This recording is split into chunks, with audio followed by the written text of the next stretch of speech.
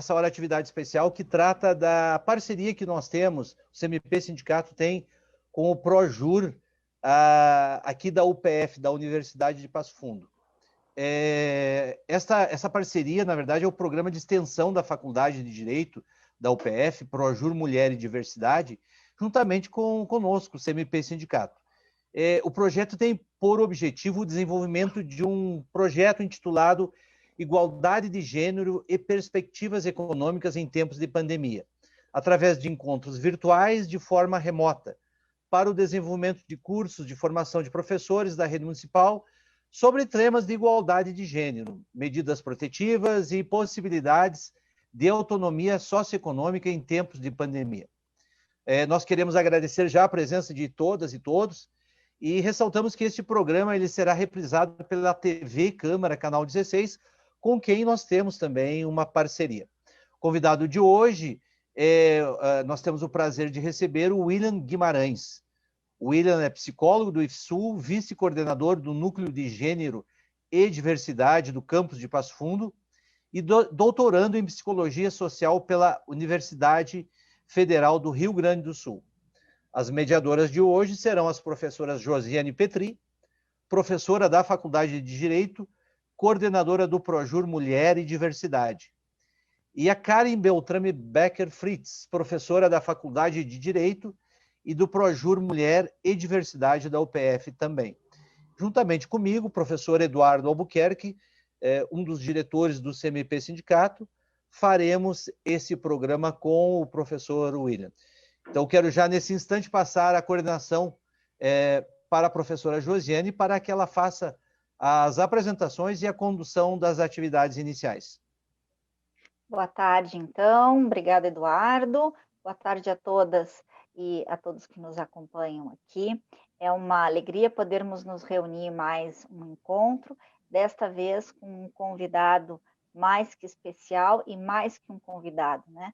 Um verdadeiro parceiro do Projur Mulher e Diversidade, a quem eu fui apresentada pela nossa reitora, né, a professora Bernadette Damolin, dada a sua dimensão de conhecimento e vinculação com a comunidade. O William Guimarães, então, ele é psicólogo do IFSU, como foi dito, e tem um olhar todo especial, né, tanto para a questão da saúde mental, quanto para as questões, né, relacionadas à sexualidade e à comunidade LGBTQI+, né, como se pretende chamar agora. Então, para que nós não percamos mais tempo, eu cumprimento a minha colega também, minha parceira de trabalho, a professora Karen, e chamo o William, então, para que tome a palavra, né, e nos honre, né, com o seu conhecimento e com a possibilidade de melhor podermos intervir e melhor podermos participar desse processo de ensino-aprendizagem. Obrigado, Josi, obrigado, Eduardo, obrigado, Karen, obrigado, professores, né? Eu fico muito mais honrado de estar nesses espaços. Eu fico um pouco nervoso mesmo já tendo feito isso várias vezes, a gente sempre fica. E eu acho que a modalidade virtual, ela nos tem colocado numa posição muito desafiadora, porque a gente tem que, na verdade, aprender a falar sozinho, mas com outras pessoas, né? Então, eu acho que é um processo bem legal. Né? Então, eu fico muito feliz pelo convite. Né? A ideia hoje, né, a gente estava conversando um pouquinho antes de iniciar, de certa forma, um debate sobre as questões de que esse tema nos convoca a responder, e especialmente porque cada vez mais esse tema ele tem chamado muita atenção na educação, e eu acho que ele é um tema que está se imbricando muito com a política. Né? No meu currículo lá, né, que o professor Eduardo leu, né, eu sou doutorando, sou psicólogo, sou militante LGBTQIA+, né, eu sou branco, sou homem, sou gay, sou uma pessoa com deficiência, sou uma pessoa de classe média. Eu acho que essas questões elas são super importantes porque elas ajudam a me localizar de como eu falo sobre esses temas. E eu acho que ele é o primeiro ponto que a gente tem em mente quando a gente discute gênero e diversidade, é que a gente nunca está falando do lugar nenhum, né? A gente sempre está falando de um lugar, né, que a gente vai ocupar, né, na sociedade, o lugar que a gente ocupa em relação à nossa classe, em relação à nossa raça, em relação ao nosso gênero, à nossa orientação sexual. a gente vai estar sempre ocupando sobre esse papel. E eu acredito que não existe, em função disso, não existe também essa questão de imparcialidade, neutralidade, isso né? Eu vim da formação de letras, e talvez tenha alguém de letras me escutando aí também, que a gente tudo isso muito, que a linguagem ela não é neutra, né? Ela sempre fala de uma posição, né, que vai ser política, vai ser relacionada sempre a esse lugar que a gente acaba ocupando na sociedade. Eu até tenho uma piadinha, né, que eu acho que para mim sempre é introdutória, é uma piadinha, não, é uma charada, né, que é sempre introdutória quando a gente discute gênero e sexualidade, que eu utilizo muito, que a Josi já deve ter visto umas 15 vezes, né, porque a gente faz essas conversas muito juntos, né, e eu até fiz agora com o Eduardo, com o professor Eduardo e com a professora Karen, né, de que elas nos ajudam a pensar, né, como eu não sei, se as pessoas que estão me ouvindo vão poder me responder, eu vou, né, fazer a pergunta, né, e vou deixar uns segundos ali só para a gente poder pensar sobre isso, e daí talvez, né, aí dialogar um pouco mais, né. É uma charadinha bem simples, né, e ela foi bem famosa uns 2, 3 anos atrás, né, até saiu uma reportagem no Fantástico sobre ela, né, que é pai e filho, né, pai e filho sofrem um acidente terrível de carro, né, o pai e um filho sofrem um acidente terrível de carro. Alguém chama uma ambulância, mas o pai não resiste e morre no local. O filho é socorrido, né, e levado ao hospital aos pressa. Ao chegar no hospital, a pessoa mais competente do centro cirúrgico vê o menino e diz: não posso operar esse menino, ele é meu filho. Né? Então, assim, contando agora, não falando, né, falando sobre isso, né, na verdade, assim, é bem fácil de entender, né, é um pai e um filho que sofrem acidente de carro, né, o pai morre no local, o filho vai parar no centro cirúrgico, e no centro cirúrgico a pessoa mais competente no centro cirúrgico diz que não pode atendê-lo, né. E eu lembro que a primeira vez que eu vi isso, né, e aí por muito tempo, quando eu perguntava para as pessoas, o que vocês acham, né? Vocês acham que quem vocês acham que é essa pessoa, né? Muitas pessoas dizem, mas é um casal gay, né? Então é um outro homem, né? Não, deve ser o pai verdadeiro do guri, né? E sempre tinha, obviamente, alguém que dizia é uma mulher, é a mãe, né? Mas que nunca, dificilmente é, para a maioria das pessoas que escutam essa pergunta, que é a mãe, né? Porque a gente está regado na nossa cultura ainda de que a mulher não pode ser vista como uma pessoa mais competente no imaginário cultural, né? Ou especialmente numa profissão médica, em que foi por muito tempo, e ainda é, né, uma profissão muito masculina. Então, eu trouxe essa charada, assim, porque eu acho que é bem importante para a gente poder pensar que existem múltiplas formas de entender o gênero, né? Porque na educação, muitas vezes, os debates que são feitos, especialmente na mídia, especialmente incentivado pelas fake news, de que existe uma versão específica de gênero, né? E que, na verdade, não é assim que funciona. Existem múltiplas versões, né? E que vai muito além do que se consegue entender sobre isso, né? Eu lembro que quando eu comecei a entender, né, eu sou psicólogo do IF, o IF é uma escola também, né, agora em Passo Fundo especialmente é o ensino médio, que a gente começou ano passado, e um dia eu estava indo para o trabalho, né, rolando o feed do Facebook, e eu vi uma notícia, né, sobre um diretor de um outro IF explicando na TV, né, que segundo o jornalista ali, ele estava dando aula de prostituição, né, no IF. E naquele primeiro momento, quando você bate um olho e você associa a questão de gênero, né, num IF e a palavra prostituição, você já vai numa defensiva em relação a essa temática, né? E eu lembro assim que o vídeo era bem espalhafatoso, ele escrevia pornografia, prostituição, piscando na tela, assim, sabe? Como se fosse uma coisa super, super emblemática. E daí o diretor vai explicar, na verdade, que teve dentro de um curso voltado à questão do design, uma aula dentro da história da fotografia, uma pessoa foi chamada de fora para falar sobre prostituição. Porque a prostituição, obviamente, faz parte, né, da nossa cultura, faz parte. Existem elementos que são interessantes para a ciência, especialmente no curso de fotografia, né, considerando que a fotografia tem uma relação bem próxima. E daí o diretor não entendeu, na verdade, como que ele fez essa associação, como que ele repórter fez uma associação entre prostituição e pornografia.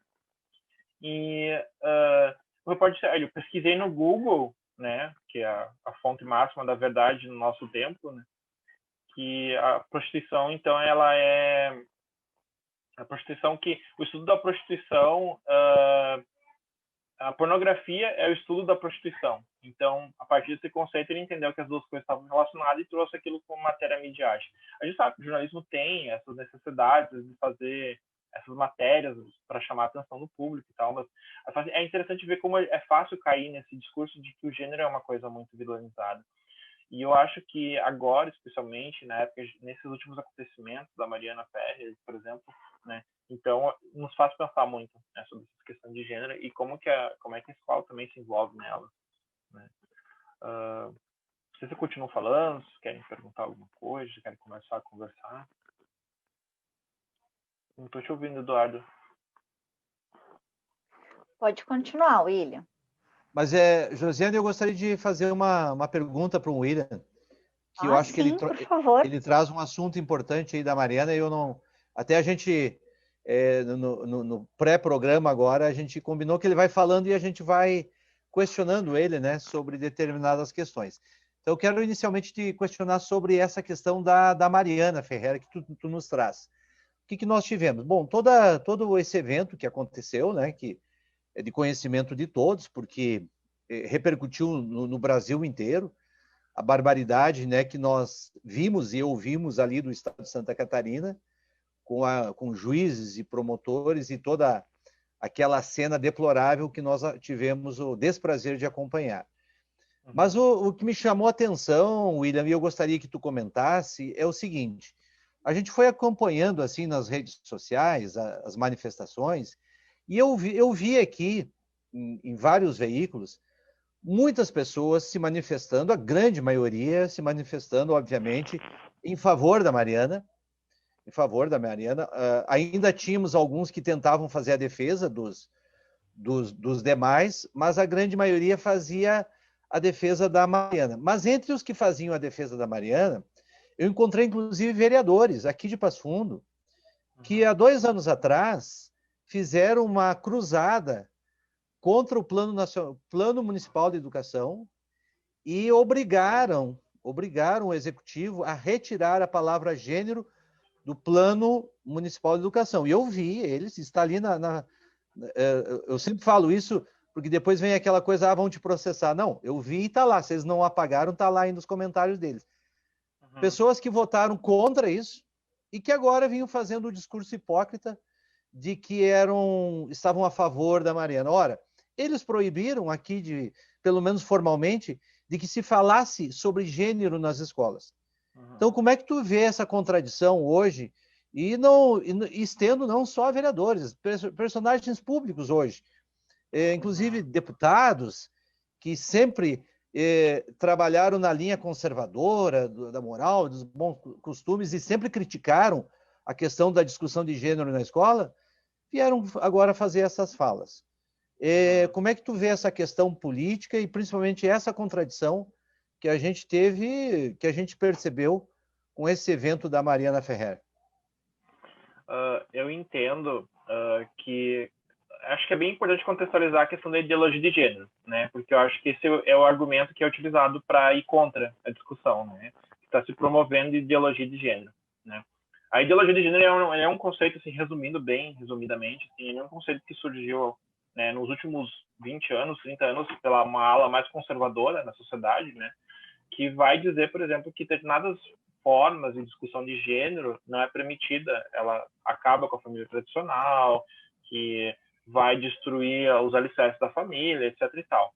Mas eu acho assim, existe uma contradição muito grande nas que as pessoas sabem e não sabem, né? Eu acho que existem pessoas que vão acabar usando de uma maneira muito intencional politicamente, porque ir contra a ideologia de gênero é também uma ferramenta política muito importante, né? Especialmente porque a opinião pública hoje ela condena essa discussão da ideologia de gênero, mas se você pergunta a essas pessoas, dificilmente elas vão conseguir definir o que é gênero para elas, né?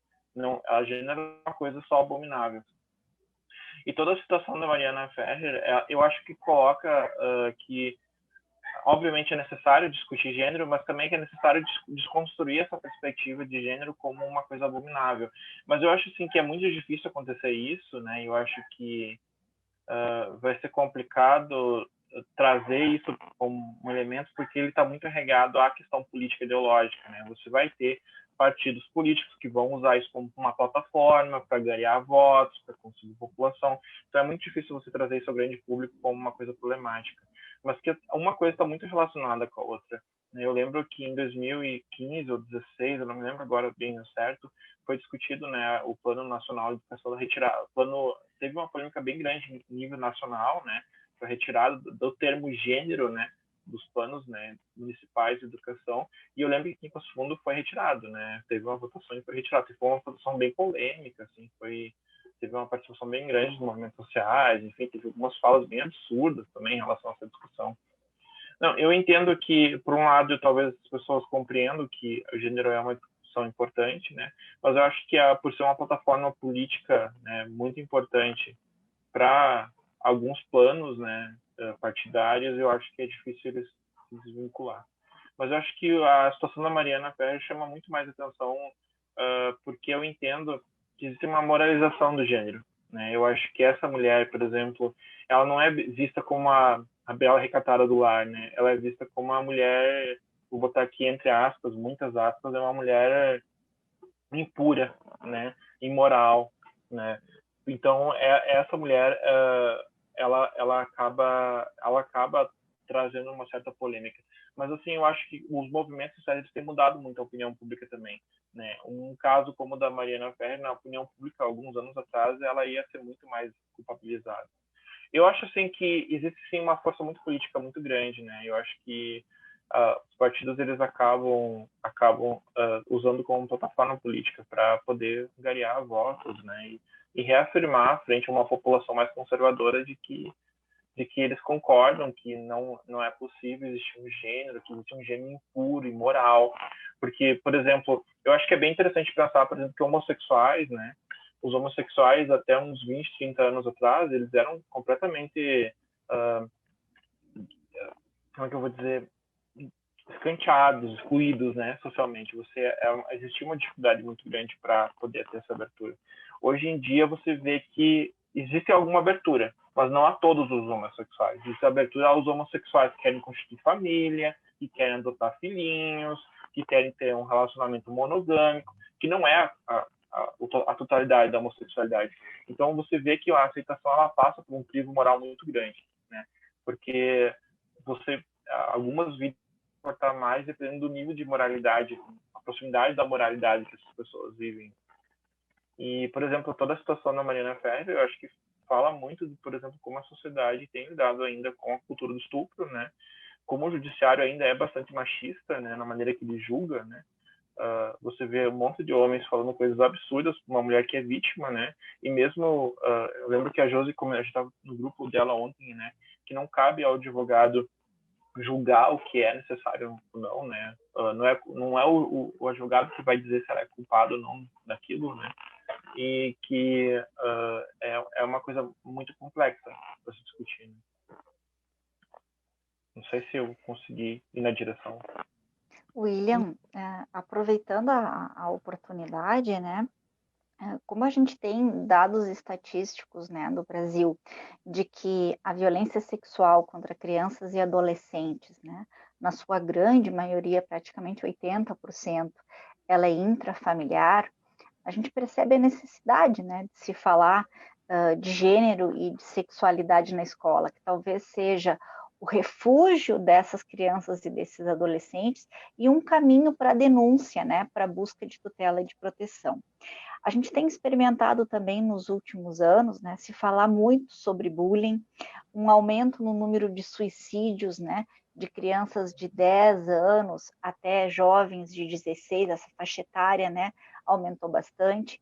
E em muitas situações se faz uma vinculação com a questão da descoberta da sexualidade, né.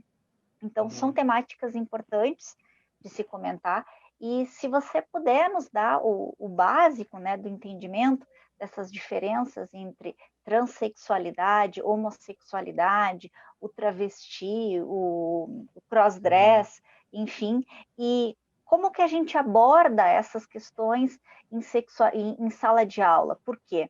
Nós temos uma aluna que contou que o irmão dela, né, quando foi apresentar o trabalho final no IFE, ele já estava terminando seu processo de transição sexual, e o professor que chegou para a banca se recusou a tratá-lo pelo nome social, começou a tratar pelo gênero, né, do nascimento e pelo nome que estava originalmente no registro.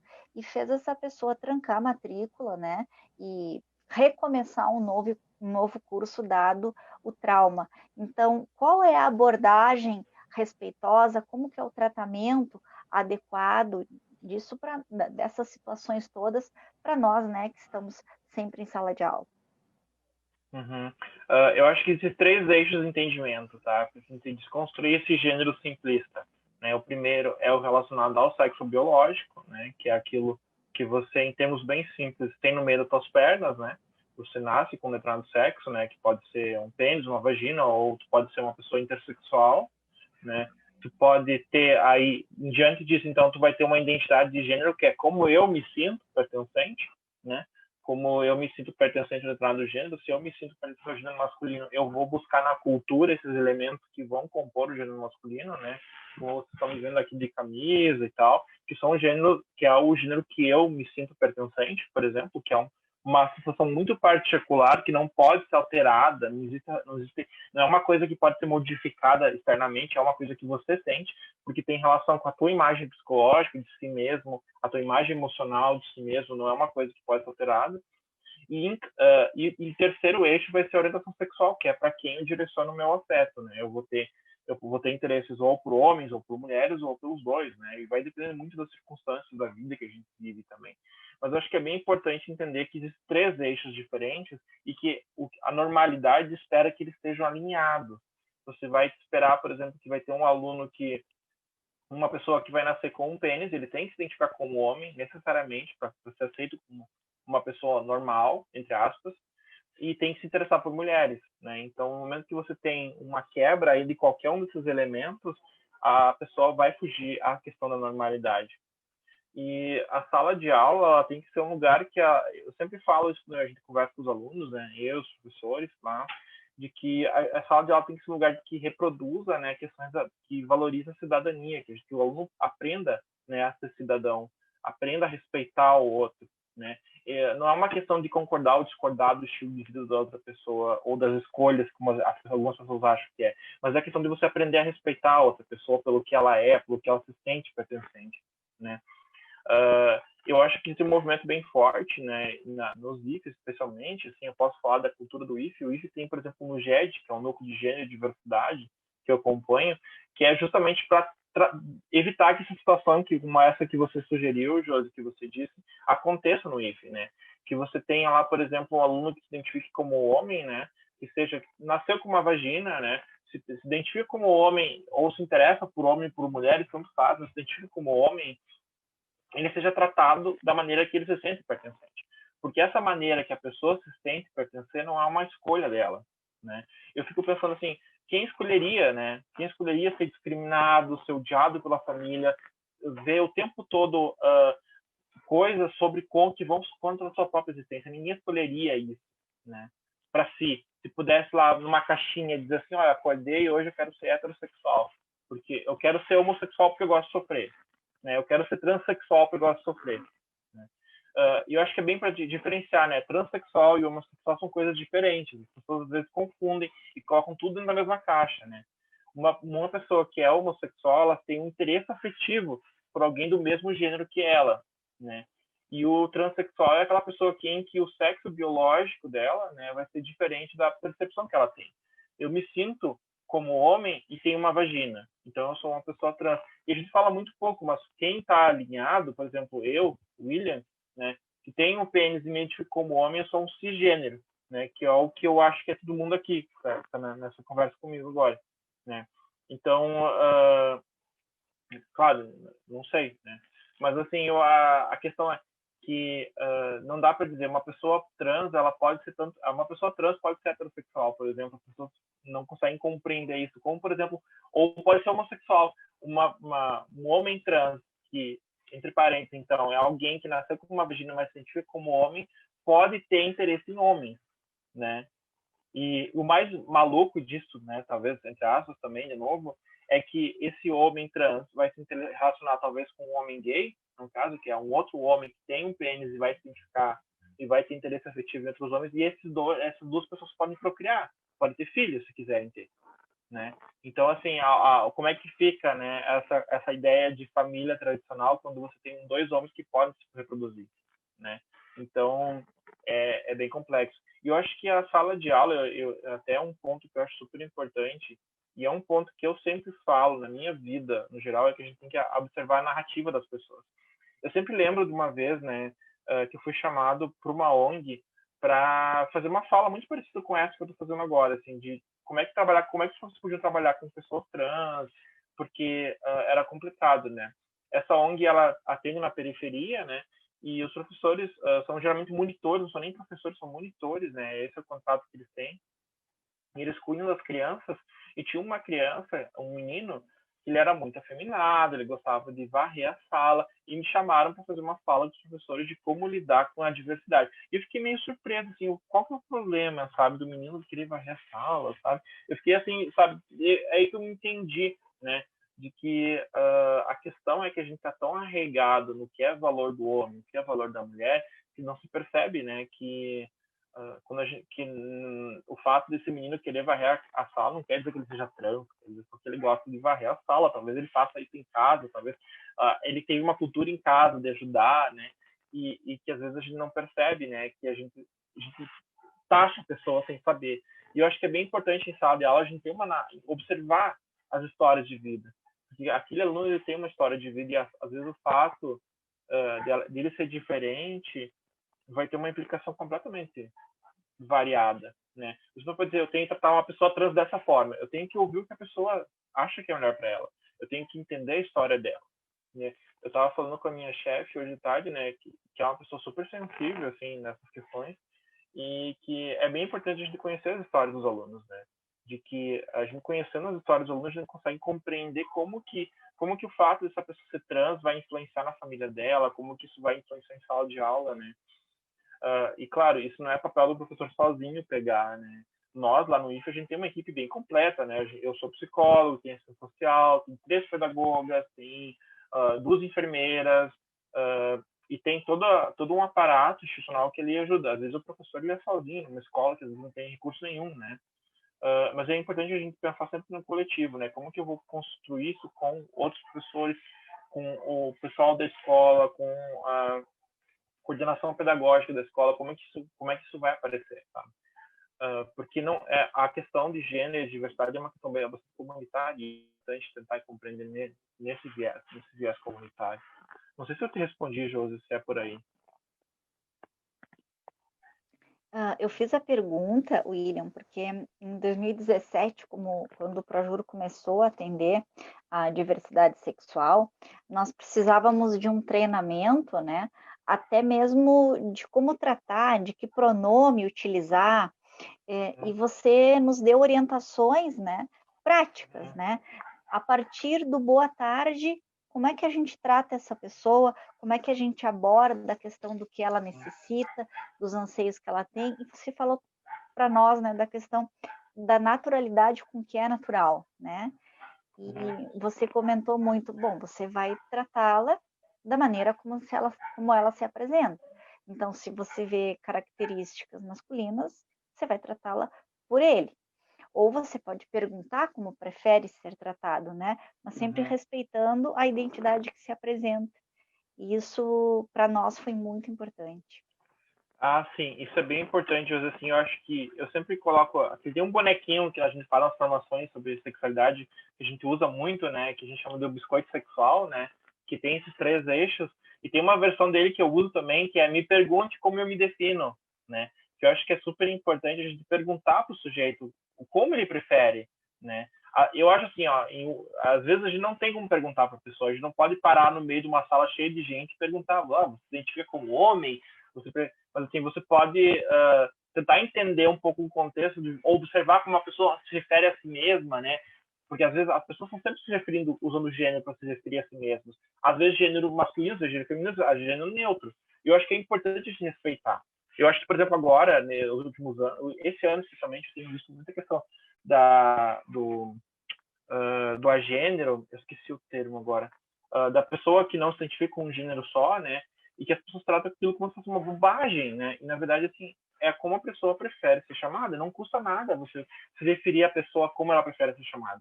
Não vai te causar nada, não cai o pinto, vamos dizer assim. Tu dizer para a pessoa, tratar ela num pronome neutro, por exemplo, né? Mas, assim, eu acho que é uma construção. Eu acho que é uma construção. E eu acho que a gente tem sempre que se pautar do que vem do outro, né? Eu acho que isso é muito, muito, muito importante. A gente se pautar no que a outra pessoa nos está dando como referência. Se ela se identifica como mulher, eu vou tratar ela no feminino. E ponto. Não interessa o que eu estou vendo, o que eu acho, né? Eu acho que a visão ele nos ajuda, nos auxilia a entender, né? Quando a gente não tem opção. Mas, assim, o principal é sempre o que a pessoa vê. É como ela se percebe. E eu acho que metade do trabalho que a gente faz aqui, todos nós aqui, né, como professores, como pessoas que ouvem outros seres humanos que muitas vezes estão em sofrimento muito grande por uma condição de gênero, sexualidade, é respeitar a pessoa. E metade do trabalho é você respeitar o que a pessoa quer. Porque muitas vezes as pessoas não encontram ninguém que respeite ela, né? Muitos casos que eu já acompanhei até hoje, por exemplo, é de especialmente pessoas trans, assim, sofrem muito porque existe uma diferenciação bem importante, que a pessoa trans, ela não tem um armário para uma pessoa trans, não existe armário para a pessoa trans. No momento que ela se assume trans, todo mundo está vendo que ela é trans, né? Você ser gay, você pode esconder um pouco seus trejeitos em algumas circunstâncias, tu pode tentar se vestir mais masculino ou mais feminino para mulher, né? Mas mais masculino e esconder. Não existe isso com uma pessoa trans. No momento que sai na rua, tá todo mundo vendo, né, que você é trans.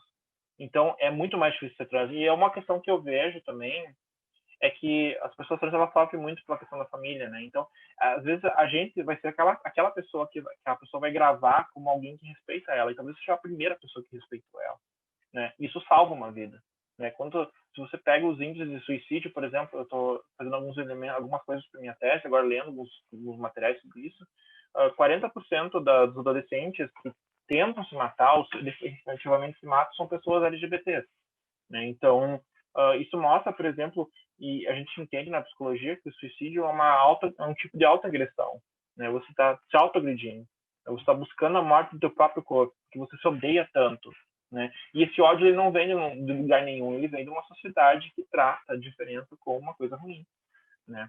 Eu, sobre uma cidade interior, né, eu até fiz um texto no Instagram esses tempos, né, uma situação bem particular minha, assim, de uma colega minha, que era minha amiga, enfim, e que ela não me aceitou nas redes sociais por eu ser LGBT, e como aquilo me chateou, né, e eu sou uma pessoa bem, assim, como eu vou dizer, fortalecida, né, nessas situações, né, e eu fico pensando num adolescente que vive essas coisas, um adolescente que é uma pessoa que está se formando ainda, né, isso causa um sofrimento muito grande, né. E, então, eu acho que é bem importante a gente ser esses agentes, a gente não ser as pessoas que vão reproduzir, né, essas questões. A gente vai ser a pessoa que vai escutar o sujeito. Por mais que muitas vezes eu não consiga entender, né? Às vezes eu não consigo entender por que aquele sujeito, aquela pessoa lá virou homem, mas daí quer se relacionar com homens. Eu não consigo entender. Por que não continua mulher, então? Que é uma coisa que eu já escutei, né? Eu não entendo, mas o fato de eu não entender não quer dizer que eu tenho que julgar o sujeito. Eu tenho que escutar ele na realidade dele, tentar ser compreensivo, tentar respeitar aquilo. Porque o momento que eu abro o diálogo respeitando o outro, muito mais o sujeito vai escutar o que eu tenho a dizer também, né? E ele vai se sentir muito mais acolhido. Eu acho que é super importante. Porque tu ser diferente, vamos por entrar, ser diferente, é difícil, né? É difícil, ninguém escolhe ser. E eu acho que até ser heterossexual também é difícil, né? Porque tu tem que seguir um monte de regras de como ser heterossexual. Se tu é homem, né? Eu lembro que quando eu sou de interior, né? Uma cidade de 10 mil habitantes, né? Onda Alta. E é uma cidade assim, que, por exemplo, se o cara não faz determinada coisa, ele é gay. Então, é sofrido você também, né? Você ter que sempre estar ensaiando um papel para poder ser reconhecido, né, como heterossexual e não ter a sua sexualidade questionada.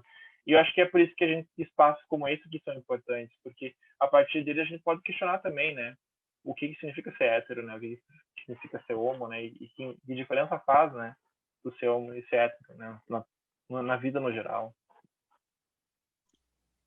William, importantíssimo esse teu esclarecimento, né, falando do suicídio entre jovens, né, entre 11 e 16 anos, que está relacionado com se autopunir, né?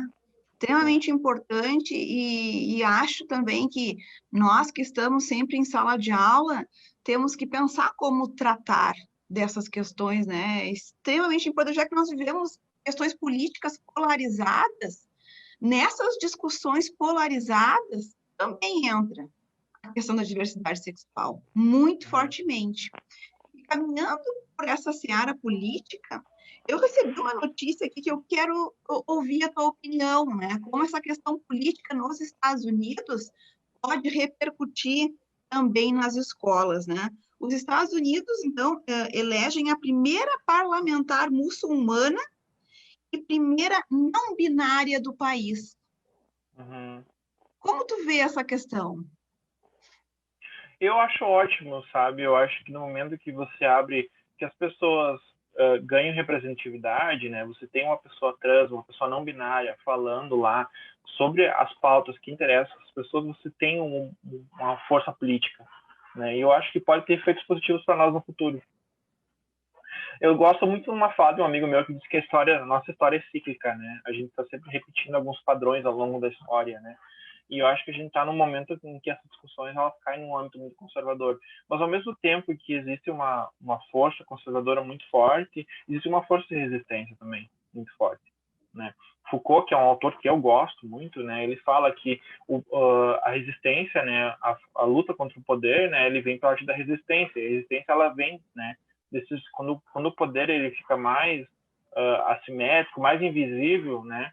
Mais a resistência se forma. Então, eu acho que é assim que vem os movimentos sociais, é assim que vem as mudanças. E eu acho super importante que pessoas, né, que representam determinadas pautas, elas façam, né, parte dessas políticas. Mas eu acho que uma coisa que eu e a Júlia, a gente conversa muito, sim, é que não adianta só ser, né, LGBT. Não adianta só ser LGBT. Eu acho que tu tem que defender algumas pautas, tu tem que estar próximo das discussões, né?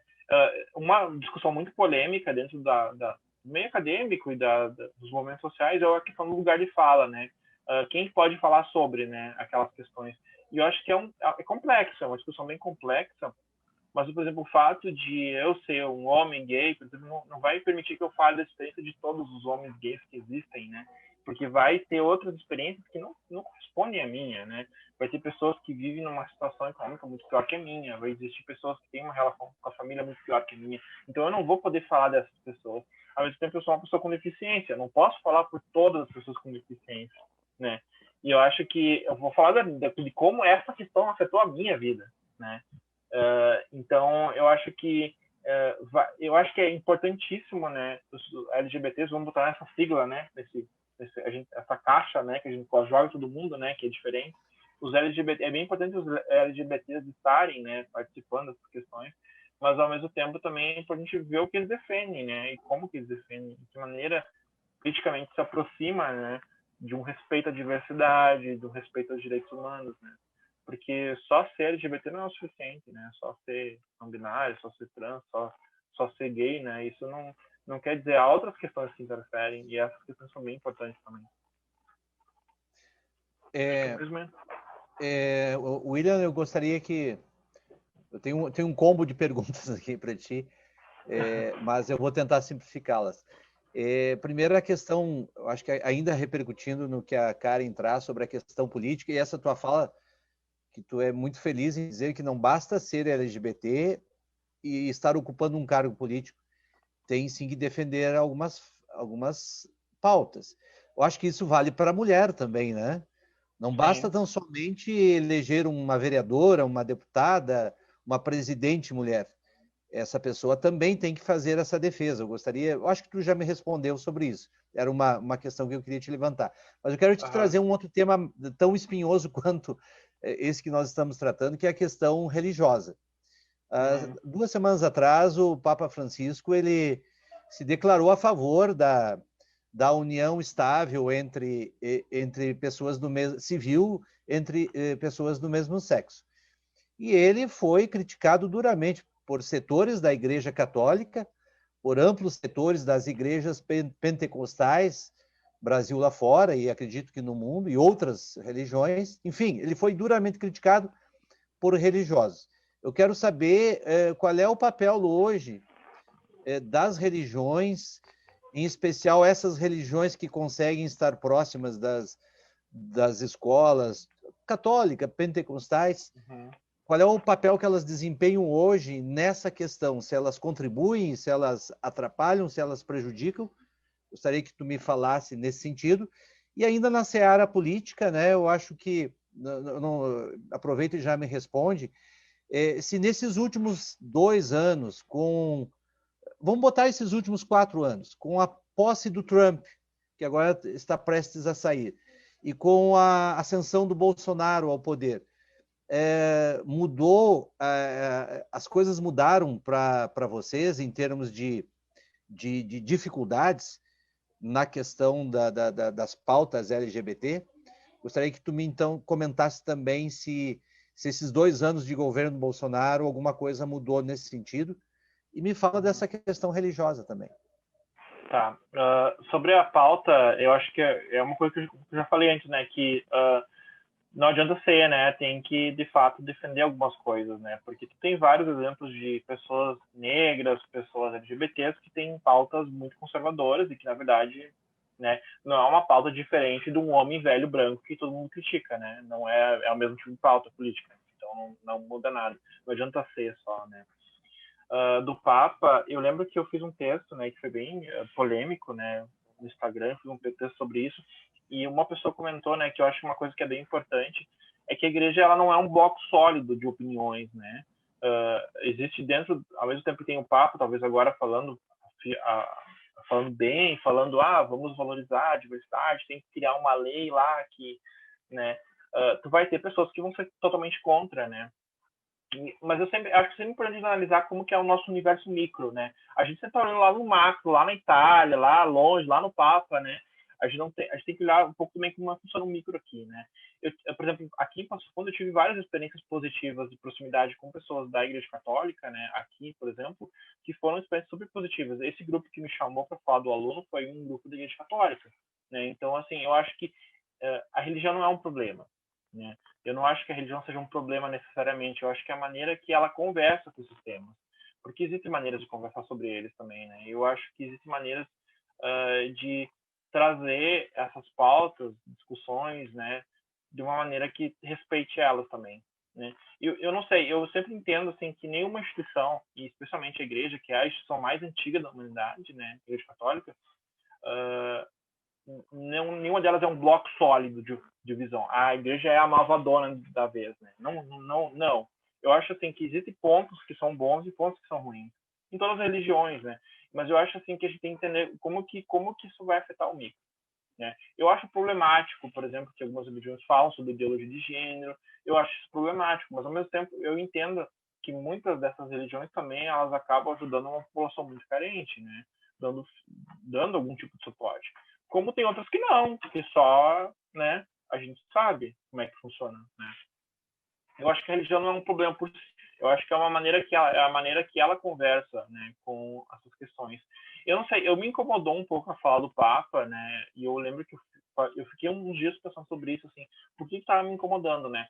Porque ele não falou da mudança na religião, né? Ele falou de mudança nas leis, né? E de novo a gente está falando, né, da religião interferindo nas leis, que eu acho que são 2 aspectos de vida que não podem se misturar, na minha visão.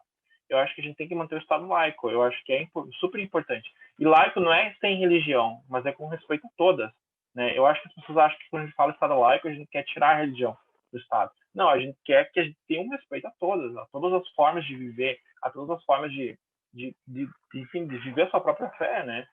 E eu penso assim que não cabe ao Papa dizer se tem que ser criadas leis ou não. Não cabe ao Papa, né? Por mais que seja positivo, daqui a pouco já teria um Papa que dissesse tem que proibir o casamento entre gays. Assim, não é da tua competência dizer isso, né? A tua competência é dizer como é que funciona a igreja, né?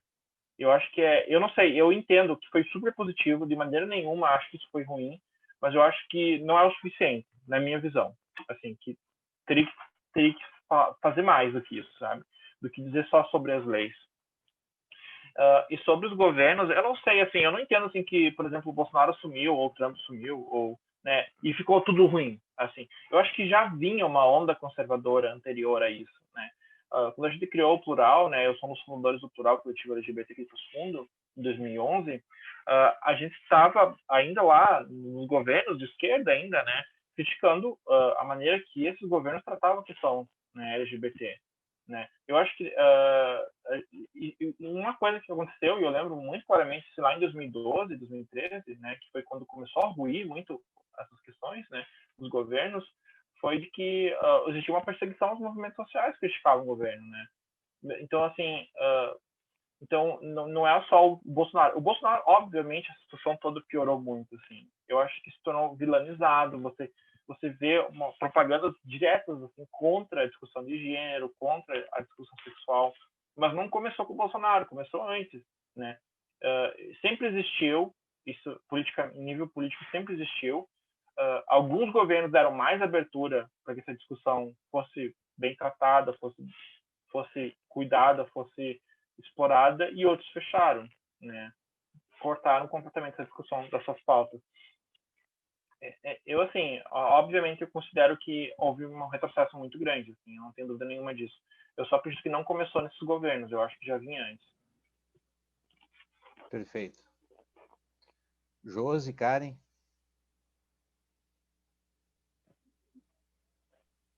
Enfim, né? São muitas as questões. Essa manifestação do Papa me pareceu também positiva, né, no sentido do acolhimento, mas ele não abriu caminho, né, para a realização do sacramento do casamento dentro da instituição religiosa que ele preside. Então, como diz o William, né, ele tocou a bola, né? Tocou a bola para que a legislação faça, coisa que no Brasil, né, o reconhecimento de sociedade civil é algo até já ultrapassado, né? Já se reconhece união estável, já se tem possibilidade de casamento, enfim. Para nós não foi juridicamente nenhuma novidade, ele não acrescentou em absolutamente nada, mas o discurso do acolhimento, né, da não exclusão, do não preconceito, me parece que realmente foi interessante, foi positivo, sobretudo neste momento, né, em que talvez não tenha começado nos últimos governos, mas que de alguma maneira, né, você ter um líder do executivo que referende esse tipo de preconceito mesmo, né, legitima, as pessoas se sentem legitimadas, né, a excluir, a criticar, a se envolver, a intervir, a se meter, né, na vida dos outros. Como diz o William, não é porque eu não entendo, porque eu não vivo assim, que me cabe julgar ou decidir se gosta ou não, né? Tem uma piada que diz, né, se você não gosta de casamento gay, não case com gay, né? É mais ou menos no sentido, bom, isso não tem nada a ver com você, né? Não é o caso, né, da gente se envolver. E essa questão, né, da sexualidade ser tratada, né, tudo que não é o mais comum como algo anormal, eu vejo como um dos elementos que leva à evasão escolar, né? Nós temos pesquisas que dão conta que pessoas transexuais relatam 98% delas dificuldade de entrada no mercado de trabalho formal. E você vai ver a escolaridade, né? Muitas vezes não concluem um ensino fundamental, né? Em função ou da indiferença ou da própria rejeição. Não sei se o William quer comentar. Eu acho muito legal essa fala que tu falou do casamento, né? Eu lembro que quem tem que aceitar casamento gay é o noivo, né? Não, a opinião das pessoas não importa, quem tem que aceitar é o noivo, né? Se casa ou não com a pessoa, né? Mas eu acho super, porque é super pontual, não importa o que você acha, ninguém liga para o que você acha. A questão é que o direito não é uma questão que cabe a uma opinião pessoal, né? O direito é uma questão de igualdade, de equidade, de oportunidade, não cabe a opinião pessoal. Eu lembrei agora, Josi, quando tu falava sobre a questão das pessoas trans e a escola, né? A gente fez um trabalho, eu fiz um trabalho durante a faculdade de psicologia, que eu acompanhei as mulheres travestis que se prostituem ali perto da rodoviária, que eu acho que todo mundo sabe que existe, né? Que é difícil a gente não ver isso quando a gente passa por aquela região ali. E eu acompanhei porque era um trabalho da psicologia do trabalho, eu tinha interesse em conhecer o mercado de trabalho, eu queria ver como é que era, né? E eu peguei o mercado mais atípico, né? Que é o informal. E eu notei, assim, como elas são valorizadas, né? Ali naquele espaço, né? Da rodoviária, assim, observei isso na faculdade, e que, ao mesmo tempo, elas não têm essa abertura para transitar na cidade, né? Eu lembro que elas, ali naquela região, elas se sentem mais tranquilas de estar do que estar no centro da cidade. Porque lá no centro elas vão ser julgadas e ali elas vão ser valorizadas, né? Como uma vez uma delas me disse assim que não é Fusquinha que para aqui pra gente, ela me disse, não é Fusquinha, né? Que era só carrão que parava para elas. Então, assim, você vê a escola fechando as portas para essas pessoas, e aí o mercado informal, que às vezes é exatamente as mesmas pessoas, né, que discriminam elas oficialmente, são elas que vão buscar ela lá na informalidade, né? Então, eu acho que a escola ela tem que se acolher, ela tem que acolher de fato a pessoa trans, né? Para que ela consiga ter uma vida, assim, não tem problema nenhum. Eu acho que é uma discussão bem polêmica dentro do feminismo, né, da prostituição, mas, assim, eu acho, na minha visão, é que se a pessoa escolhe isso para a vida dela, ok, se ela tem condições, né, de escolher, fazer essa escolha. Que não é o caso das pessoas trans. As pessoas trans não têm escolha, né? Às vezes é o mercado de trabalho que vai valorizar e que vai abrir os portas para elas, é isso. E eu acho que a escola tem que oportunizar que as pessoas trans elas possam, se elas quiserem, continuar estudando, buscar o mercado de trabalho formal, né? Eu acho que é super importante nesse sentido. William, nós estamos nos minutos finais, né, da nossa atividade, mas eu gostaria que tu deixasse assim um recado pragmático, né, para nós professores que estamos em sala de aula, como lidar com as questões de conflito em sala de aula que possam vir a ocorrer em relação à diversidade sexual e de gênero. Como o professor deve tentar mediar uma situação de conflito que venha a existir dentro de uma sala de aula, de uma forma bem falar para os professores. Eu acho que é a mesma discussão que a gente faz. Karen, se o William me permite, eu quero, junto com a tua pergunta, eu só quero acrescentar, porque a gente está estourando o tempo mesmo, mas meu questionamento tem a ver com o que tu nos traz. Eu gostaria que o William já aproveitasse e respondesse. A gente sabe que o patriarcado é uma chaga da sociedade brasileira secular e que não foi superada ainda, William. E esse patriarcado, ele já nas séries iniciais, lá na mais tenra idade, ele já é cultivado dentro da escola. Como é que a gente consegue mudar essa cultura lá nas séries iniciais com relação à questão do patriarcado, que, como eu disse, é uma chaga secular e que começa em vários ambientes, e um desses ambientes é a escola. As duas perguntas elas estão super relacionadas uma com a outra, assim, no sentido assim, de pensar o gênero, né? Quando a gente fala sobre bullying na escola, eu acho que é super importante a posição do professor, né?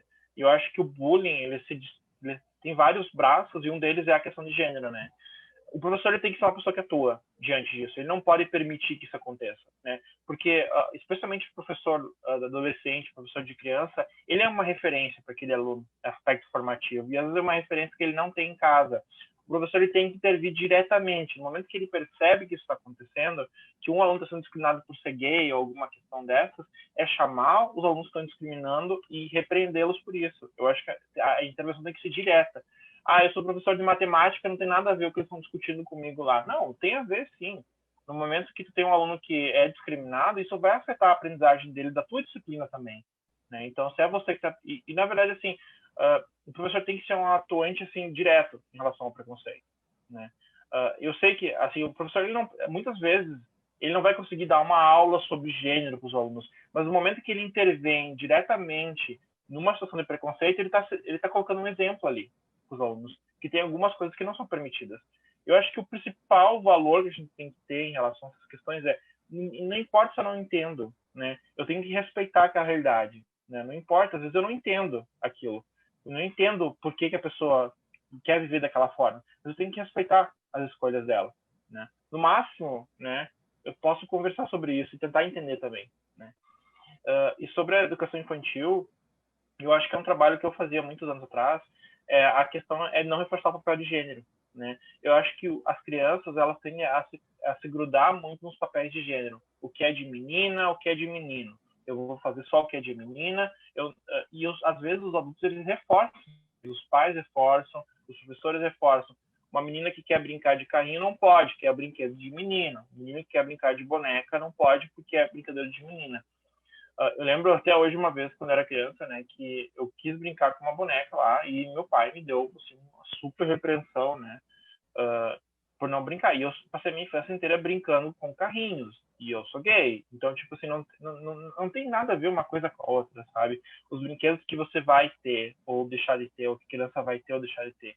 A questão é não reforçar os papéis, não reforçar o papel de que o menino tem que ser o machão, de que a menina tem que ser a cuidadora, que tem que ter tudo rosa. Se o menino quiser ter rosa, tudo bem. Se o menino quiser brincar de cabeleireiro, tudo bem. Ele não vai ser gay porque ele brincar de determinada coisa. O brinquedo não transforma a pessoa, né? O brinquedo, ele permite ensaiar. Um menino que brinca de boneca, ele vai aprendendo a ser pai. Que é um dia que a maioria dos homens heterossexuais, é uma função que a maioria dos homens heterossexuais vai ter na vida, né? Cuidar dos filhos pequenos. Então não tem problema fazer isso. Eu acho que é isso. O papel do professor, ele não pode reforçar. Ele tem que ser uma pessoa que vai dialogar, né? Que vai dizer, que vai abrir as possibilidades que às vezes as crianças não têm em casa. Eu acho que é um pouco isso. Muito obrigada, William. Não sei se o Eduardo e a Josi teriam mais alguma questão. Eu só queria agradecer ao William, agradecer a Karen e a Josi, agradecer aos vários colegas da rede municipal e muitos que nos acompanham na nossa rede, que estão nos acompanhando aqui, já trouxeram alguns questionamentos também. E só, a verdade, agradecer essa oportunidade, William, que tu nos deu de falar tão abertamente sobre essa questão que é tão importante para nós, professores da rede municipal. Eu que agradeço a oportunidade, acho que é super importante, assim, e dizer assim, também estou sempre aprendendo sobre essas questões, ninguém sabe tudo sobre elas, né? E vocês vão ver que daqui 10 anos as discussões vão ser outras, né? E eu acho que isso que é a riqueza da vida humana, a gente está sempre mudando, sempre aprendendo. E acho que a gente tem que estar sempre aberto, então eu que agradeço. E se puderem, me sigam no meu Instagram, porque às vezes eu faço discussões lá, eu gosto muito desses espaços, porque eu aprendo muito com as pessoas, tá? Eu até escrevi aqui, ó, esse aqui é o meu Instagram, ó, para quem quiser, tá? Me seguir, não sei se dá pra ver. Me segue lá, tá? Momento youtuber, assim, tá? Porque eu gosto de discussões e eu acho legal. Então, é Dear Will, se quiserem me seguir. Então, agradeço muito a oportunidade, acho que está muito legal para mim, e quando precisar, estamos aí para poder fazer essas discussões. Eu teria sempre muitas questões, porque eu dou bom dia para o William e a gente já começa a conversar sobre muitas coisas. Mas eu tenho a felicidade de ter o William como meu amigo, então vou ter outras muitas oportunidades. Uhum. E eu agradeço ele por ter vindo aqui conosco participar desse debate. Eu que agradeço. Olha, William, também te agradeço demais, foi uma fala aberta, franca, extremamente interessante e importante tudo que você nos trouxe hoje. Muito obrigada. Eu também quero agradecer à professora Josi, também minha parceira do Projur, do mestrado, Faculdade de Direito como um todo, e também quero agradecer muito ao Eduardo, né? Ao professor Eduardo, do CMP Sindicato, nesse acordo de cooperação que nós temos entre o Projur, o PF e o CMP Sindicato, que muito tem nos auxiliado, né, nessa busca das nossas discussões que envolvem igualdade de gênero e perspectivas econômicas, nesse trabalho que nós estamos fazendo ao longo desse semestre. Muito obrigado a todos por essa importante atividade realizada hoje. Eu que agradeço. Obrigado, Eduardo. Obrigado, Karen. Obrigado, Josi. Muito importante espaços como esse. Eu agradeço a presença de todos aqui na nossa live, agradeço a vocês e a gente já deixa o convite, né, que no mês que vem a gente tem mais uma live. As nossas lives são extremamente ricas, com assuntos instigantes, atuais, e hoje não foi diferente. Então, já fica o convite para o mês que vem. O pessoal já está convidado para participar de mais uma live com um convidado especial também para conversar sobre essa questão que faz parte do nosso acordo CMP Sindicato Projur PF. Então, uma boa noite a todos. Boa noite. Boa noite. Boa noite.